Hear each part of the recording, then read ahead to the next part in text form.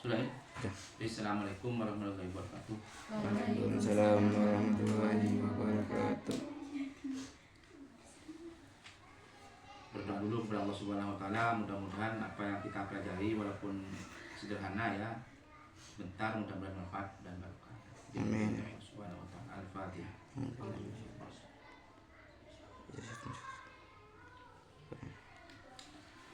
Nah, ini kedudukan dan fungsi arti Pancasila itu ada 6 ya. Satu, Pancasila sebagai dasar Negara. negara. Kalau kita sebagai umat Islam, dasarnya itu apa? Al-Quran dan hadis. Karena kita sebagai sebagai Imam Syafi'i di Indonesia, berarti kita pertama itu memang kita ikuti Al-Quran.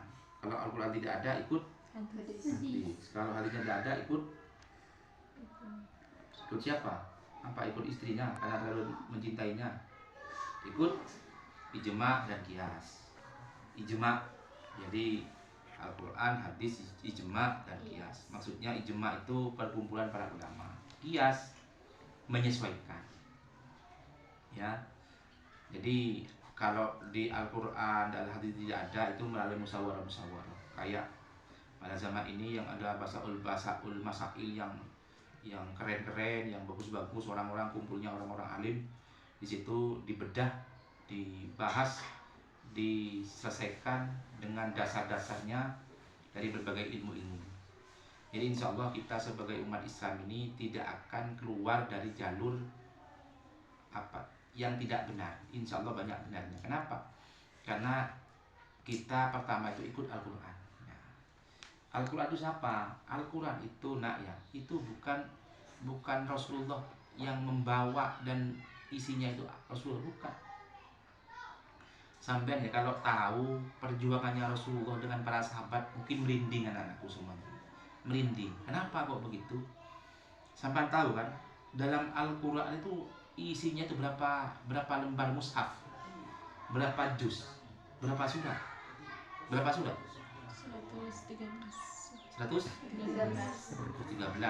Berapa juz? 30.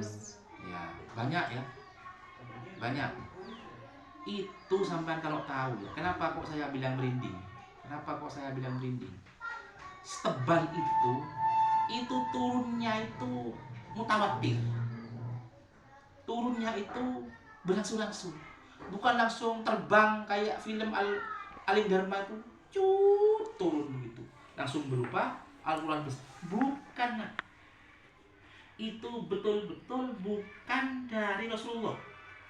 Tapi Rasulullah hanya perantara, tapi itu murni dari Allah yang melalui malaikat Jibril. Dan turunnya Al-Quran itu melalui mutawatir, berangsur-angsur, turun saya.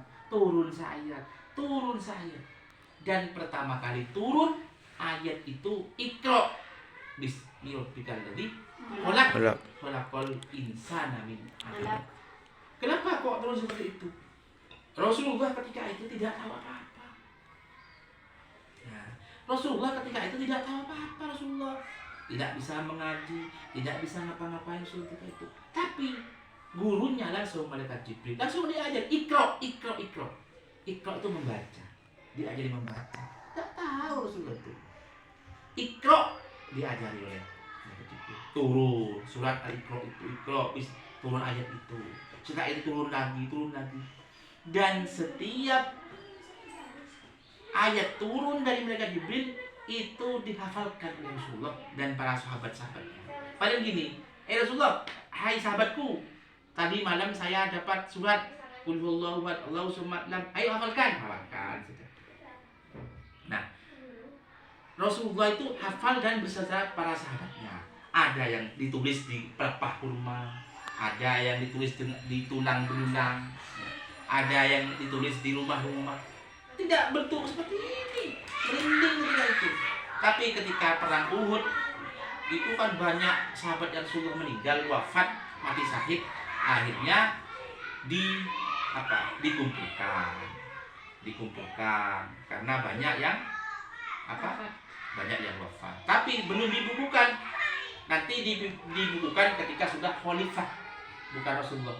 Kalau tidak dibukukan, maka maka ayat-ayat Al-Quran bisa dihabis. Karena yang hafal itu sudah wafat, banyak yang wafat mati syahid. Pertanyaan saya, orang Kristen punya kitab Taurat Injil, Taurat sama Injil. Ada satu saja sudah yang beragama Kristen hafal Taurat Injilnya? Tidak ada. Tapi kalau Islam menghafal Al-Quran ribuan dan jutaan hafal Al-Quran. Makanya Al-Quran itu inna nahnu nazzalnahu dzikra wa innahu lahafidun. Jadi tidak ada yang bisa merubahnya. Allah menjaganya sampai hari kiamat. Kenapa? Karena banyak yang hafal Al-Quran. Kalau ada percetakan yang membuat salah Al-Quran, langsung ketemu, oh salahnya di sini. Salah. Kenapa? Hafal. Banyak yang menjaga Al-Quran. Beda dengan buku ini. Ya, kalau buku ini cetakan tahun sekarang dengan tahun depan beda sudah. Isinya, covernya beda. Kalau tidak bisa dirubah itu. Ya, sampai hari kiamat. Makanya kalau kita ikut Islam, insya Allah banyak benarnya. Kenapa? Ya karena memang, ya bukan banyak benarnya, memang benar. Kenapa? Semuanya itu bukan dengan cara yang instan, tapi semuanya berproses, semuanya berasuransi. Nah, kita sebagai bangsa Indonesia, memang yang pertama ikut Pancasila sebagai dasar negara. Jadi Pancasila dasarnya negara. Apa isinya Pancasila? Ya 5 itu. Alah, butuhan tertina. Enggak. Hah? Ayo hitung, tambah hitung. Siapa? Cukup 2.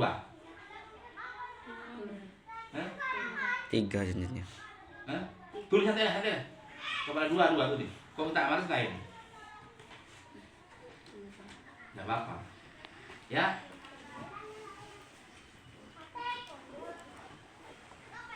Nah, terus dasar negara.